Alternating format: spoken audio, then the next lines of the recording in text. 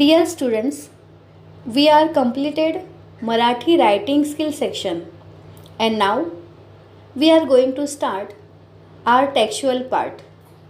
Today in this lecture we will learn our first संतवाणी. विद्यार्थी मित्रांनो, आपल्या 10वीच्या पाठ्यपुस्तकातील संतवाणी या विभागातील आपली पहिली संतवाणी आहे अंकिला मी दास तुझा आणि याचे संत कवी आहेत संत नामदेव. यांचा काळ आहे 1270 ते 1350. सर्वात आधी आपण एक काम करूया, संत नामदेवांची आपण ओळख करून घेऊयात. त्यासाठी आपल्याला पाठ्यपुस्तकामध्ये दिलेली प्रस्तावना आधी वाचावी लागेल. हम लोग एक काम करेंगे, सबसे पहले संत नामदेव जी की पहचान करके लेंगे. उसके लिए हमारे 10वीं के किताब में जो प्रस्तावना हम लोग को दी है वो हम यहाँ पे बहुत ध्यान से पढ़ेंगे. चला तर मग सुरुवात करूया प्रस्तावनेला. वारकरी संप्रदायातील थोर संत कवी. आता आपण म्हणाल वारकरी संप्रदाय म्हणजे काय? तर वारकरी संप्रदाय म्हणजे विठ्ठल भक्तांचा समूह. The group of lord Vitthal's devotees. Sant नामदेवांची अभंग रचना, अभंग म्हणजे संतवाणी बरं का, अतिशय उत्कट असून त्यांच्या अभंगाची भाषा सुबोध, सुबोध मीन्स मीनिंगफुल, अर्थपूर्ण, सरळ आणि साधी आहे.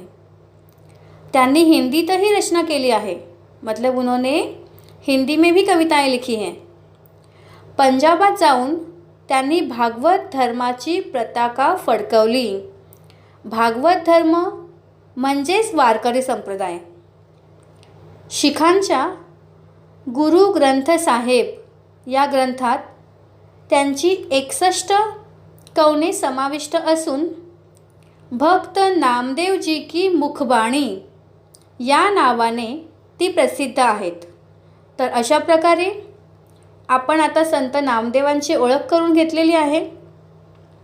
आता आपल्याला पाहायचं आहे की अंकिला मी दास तुझा या अभंगातून नामदेवांना आपल्याला काय सांगायचे आहे बरे?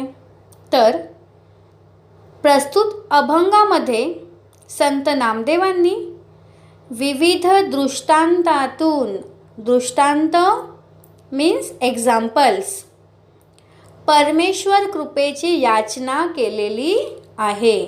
कृपा म्हणजे आशीर्वाद आणि याचना म्हणजे विनंती, या फिर उसको बोलेंगे रिक्वेस्ट. म्हणजेच संत नामदेवांनी या अभंगामध्ये वेगवेगळ्या उदाहरणातून परमेश्वराची त्यांच्यावर कशा प्रकारे कृपा असली पाहिजे हे सांगितलेले आहे आणि ते देखील अतिशय सोप्या शब्दांमध्ये. आता आपण एक काम करूयात.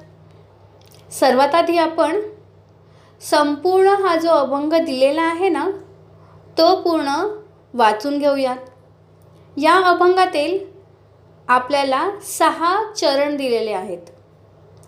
चरण मीन्स स्टांजा. तो ये 6 के 6 पैरा या स्टांजा हम उसको बोलेंगे. हम एकदम शांति से पढ़ेंगे और उसके बाद उसको समझेंगे. आधी आपण ही कविता वाचून घेऊया आणि नंतर तिला समजून घेऊया.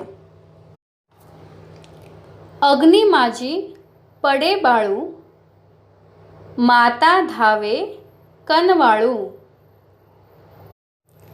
तैसा धावे माझिया काजा, अंकिलामी दास तुझा. सवेची झेपावे पक्षिणी, पिली पडिताची धरणी, भुकेले वत्सरावे, धेनू हुंबरत धावे. वनवा लागलासे वनी, पाडस चिंतित हरणी, नामा म्हणे मेघा जैसा, विनवितो चातक तैसा.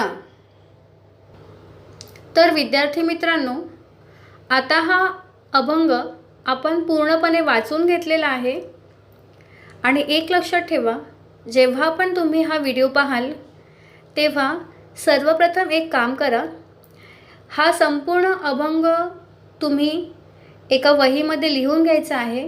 सबसे पहले आप एक काम करेंगे कि ये पूरा अभंग या संतवाणी आप अपने नोटबुक में लिख के लेंगे और उसके बाद धीरे धीरे हम लोग एक एक चरण समझ के लेंगे. आता आपण सुरुवात करणार आहोत आपल्या या अभंगाच्या पहिल्या चरणाला. अग्नी माझी पडे बाळू. अग्नि माझी, अग्नि म्हणजे आग, अग्नि माझी म्हणजे आगीमध्ये, मतलब आग में. पडे बाळू, बाळू मीन्स बच्चा, चाइल्ड. अग्नि माझी पडे बाळू म्हणजेच जेव्हा एखादी आई पाहते, मतलब कोई माँ अगर देखती है कि उसका बच्चा आग के पास जा रहा है या आग में गिर रहा है, जेव्हा एखादी आई पाहते की तिचं लहान मूल हे आगीमध्ये जात आहे आणि त्याला त्रास होत आहे, तेव्हा माता काय करते, आई काय करते, तर माता धावे कनवाळू. ती आई जी आहे ती पाहू शकत नाही आपल्या मुलाला आगीमध्ये पोळताना, तर ती लगेच जाते आणि आपल्या मुलाला वाचवते. कनवाळूचा अर्थ आहे दयाळू. म्हणजेच कोणतीही आई आपल्या मुलाला संकटामध्ये पाहू शकत नाही. कोई भी माँ अपने बच्चे को मुसीबत में फंसा नहीं देख सकती है. वो सब कुछ काम छोड़कर उस बच्चे की मदद करने जाती है. आता संत नामदेव सुद्धा श्री विठ्ठलालाच आपली माऊली म्हणजेच आपली आई समजतात. आणि म्हणूनच जेव्हा ते संकटामध्ये असतात त्यावेळेला त्यांना सर्वप्रथम आठवण येते ते त्यांच्या आईची, त्यांच्या माऊलीची म्हणजेच श्री विठ्ठलाची. हमारे संत नामदेव जी भी श्री विठ्ठल को ही अपनी माता समझते हैं और इसीलिए उन्होंने ये उदाहरण यहाँ पे हम लोग को दिया है. म्हणूनच संत ज्ञानेश्वर आपल्या पुढच्या चरणामध्ये म्हणतात, तैसा धावे वैसे ही भागकर आओ, जल्दी आओ. माझिया काजा, माझिया म्हणजे माझ्या, काजा, काजा म्हणजे काम. तर संत ज्ञानदेव म्हणतात की हे श्री विठ्ठला, माझ्यासाठी तूच माझी माता आहेस. म्हणूनच जेव्हा मी कधी संकटामध्ये असेन, जेव्हा मी तुझे कधी स्मरण करेन, तेव्हा तू मातेप्रमाणे माझ्यासाठी धावून येशील असा माझा विश्वास आहे. अंकिला मी दास तुझा. अंकिला म्हणजे शरण आला. मी दास तुझा, दास म्हणजे सेवक. संत ज्ञानदेव श्री विठ्ठलाला म्हणतात की हे माऊली, मी तुला शरण आलेला एक सेवक आहे. म्हणूनच जेव्हा कधी मी संकटात असेन तेव्हा मला माहीत आहे तू मातेप्रमाणे माझं रक्षण करायला लगेच येशील. संत नामदेव जी कहते हैं कि तुम ही मेरी माता हो, और जैसे एक माता अपने बच्चे का ख्याल रखती है, उसकी रक्षा करती है, वैसे ही मैं भी तुम्हारे शरण में आया तुम्हारा एक सेवक हूँ, एक बच्चा हूँ, और मुझे यकीन है कि तुम मेरी रक्षा करोगे. संत नामदेवांनी आपल्या अभंगातील पहिल्या आणि दुसऱ्या चरणातून त्यांच्या मनामध्ये असलेल्या असीम विठ्ठल भक्तीचे उदाहरण देण्यासाठी या ठिकाणी आईचा दृष्टांत दिलेला आहे. आपल्या अभंगातील 3ऱ्या चरणामध्ये संत नामदेव म्हणतात, सवेची झेपावे पक्षिणी. सवेची म्हणजे लगेच, फॉरन, इमिडिएटली. झेपावे, झेपावे उडणे, फ्लाय करना. पक्षिणी, पक्षिणी फिमेल बर्ड. म्हणजेच सवेची झेपावे पक्षिणी, एक पक्षीण लगेच उडत येते. कधी? तर पुढची ओळ पहा, पिली पडताची धरणी. पिली मीन्स बेबीज ऑफ बर्ड्स, पक्षाचे पिल्लू. पडणे मतलब गिरना. धरणी जमिनीवर, धरतीवर. म्हणजेच काय की जेव्हा एखादी पक्षिणी पाहते की तिचे पिल्लू घरट्यातून जमिनीवर पडत आहे, तेव्हा ती लगेच येते आणि आपल्या पिलाला वाचवते. या ठिकाणीही नामदेवांनी पक्षिणीच्या रूपात एका मातेचे उदाहरण दिलेले आहे आणि ती पक्षिणी जशी आपल्या पिलांवर असीम प्रेम करते, तसेच प्रेम श्री विठ्ठलाने नामदेवांवर करावे अशी त्यांची अपेक्षा आहे. आपल्या 4थ्या चरणामध्ये संत नामदेवांनी गायीचे आणि तिच्या वासराचे उदाहरण दिलेले आहे. वासरू म्हणजेच गायीचे पिल्लू, मीन्स काऊ, काफ. संत नामदेव म्हणतात, भुकेले वत्सरावे. म्हणजेच भुकेले मीन्स हंग्री, उपाशी. वत्सरावे, वत्सरावे म्हणजे वासराचा आवाज, मतलब गाय के बच्चे की आवाज. जेव्हा एखाद्या गायीचे वासरू भुकेने हंबरत असते, ओरडत असते, त्यावेळेला काय होते बघा. दुसरी ओळ पहा बरं, धेनू हुंबरत धावे. धेनू म्हणजे गाय, धेनू मतलब काव. त्यावेळेला धेनू त्या आपल्या बाळाला, आपल्या वासराला दूध पाजण्यासाठी धावत त्याच्याकडे मायेने येते. या ओळीतून संत नामदेव म्हणतात की ज्याप्रमाणे ती धेनू म्हणजेच गाय आपल्या वासरावर प्रेम करते, त्याचप्रमाणे हे श्री विठ्ठला, तुझाही आशीर्वाद, तुझीही कृपा माझ्यासोबत नेहमी असू दे. आपल्या पुढच्या चरणामध्ये संत नामदेवांनी हरिणीचे आणि तिच्या पाडसाचे म्हणजेच तिच्या पिल्लाचे उदाहरण दिलेले आहे. यावेळी संत नामदेव म्हणतात, वनवा लागलासे वनी. वनवा म्हणजे जंगलातील आग. लागलासे वनी, वनी म्हणजे जंगलामध्ये. जेव्हा जंगलामध्ये आग लागते, जब जंगल में आग लग जाती है, तेव्हा पाडस चिंतित हरिणी, ती आग पाहून हरिणीला सर्वात आधी आपल्या पाडसाची म्हणजेच आपल्या बाळाची आठवण येते. तिला चिंता वाटते की आपले बाळ तर त्यात सापडले नसेल ना. मतलब कि जब भी कभी जंगल में आग लगती है तो उस आग को देखकर हिरण को सबसे पहले अपने बच्चे की याद आती है और वो चिंता करती है कि मेरा बच्चा तो उसमें फंसा नहीं है. तसेच हे विठ्ठला, जेवढे प्रेम एक हरिणी तिच्या पाडसावर करते, तेवढेच असीम अमर्याद प्रेम तू माझ्यावर कर.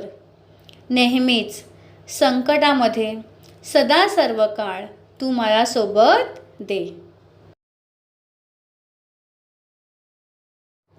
आपल्या अभंगातील शेवटच्या चरणामध्ये संत नामदेव यांनी मेघाचे आणि चातक पक्षाचे उदाहरण दिले आहे. संत नामदेव म्हणतात, नामा म्हणे मेघा जैसा. या ठिकाणी नामा म्हणजेच संत नामदेव. संत नामदेव आपल्या अभंगवाणीमध्ये स्वतःचा उल्लेख नामा असे करतात. Nama is a symbolic name of Sant Namdev. मेघ, मेघ म्हणजे ढग, मीन्स क्लाउड. तर संत नामदेव म्हणतात की हे श्री विठ्ठला, तू माझ्यासाठी पावसाच्या थेंबांनी भरलेला ढग आहेस. आपल्या पुढच्या ओळींमध्ये संत नामदेव म्हणतात, विनवितो चातक तैसा. विनवणे, विनंती करणे. चातक हा एक काल्पनिक पक्षी आहे. दिस इज इमॅजिनरी बर्ड. असं म्हणतात की चातक पक्षी हा फक्त पावसाच्या थेंबांवर जगतो. म्हणजेच ज्याप्रमाणे चातक खूप आतुर होऊन, बेचैन होऊन ढगातून बरसणाऱ्या पावसाच्या थेंबांची वाट पाहतो, मतलब जिस तरीके से चातक पक्षी बादलों से बरसने वाली बूंदों का इंतज़ार करता है, उसके लिए बेचैन रहता है, वैसे ही हे श्री विठ्ठल, मैं तुम्हारे दर्शन पाने के लिए बेचैन हूँ. तसेच हे विठ्ठला, मीही तुझ्या दर्शनासाठी अतिशय आतुर आहे. तर अशा प्रकारे विद्यार्थी मित्रांनो, आपण अंकिला मी दास तुझा या संत नामदेवांनी लिहिलेल्या संपूर्ण अभंगाचा अभ्यास केलेला आहे. तर थोडक्यात काय, अंकिला मी दास तुझा या अभंगामध्ये संत नामदेवांनी परमेश्वराच्या कृपेची याचना केलेली आहे. त्यासाठी त्यांनी आई, प्राणी आणि पक्षी यांच्या मातृप्रेमाचे दृष्टांत म्हणजेच उदाहरणे या अभंगात दिलेली आहेत. मला नक्कीच वाटते की आजचा हा व्हिडिओ तुम्हाला नक्कीच आवडला असेल. या व्हिडिओच्या शेवटी मी तुम्हाला आणखी हा अभंग चांगला समजावा यासाठी काही शब्दार्थ दिलेले आहेत. त्यांचे अर्थ मराठी आणि इंग्लिशमध्ये आहेत. तसेच या अभंगाचे एक छोटी समरी किंवा सारांश इंग्लिशमध्ये तसेच मराठीमध्येही तुमच्यासाठी दिलेला आहे. तुम्ही शांतपणे हे सर्व जे दिलेले मटेरियल आहे ते वाचावं आणि ह्या संतवाणीचा आणि ह्या व्हिडिओचा पुरेपूर फायदा घ्यावा. तुम्हाला नक्कीच चांगले गुण मिळतील 10वीमध्ये अशी मी अपेक्षा करते. धन्यवाद.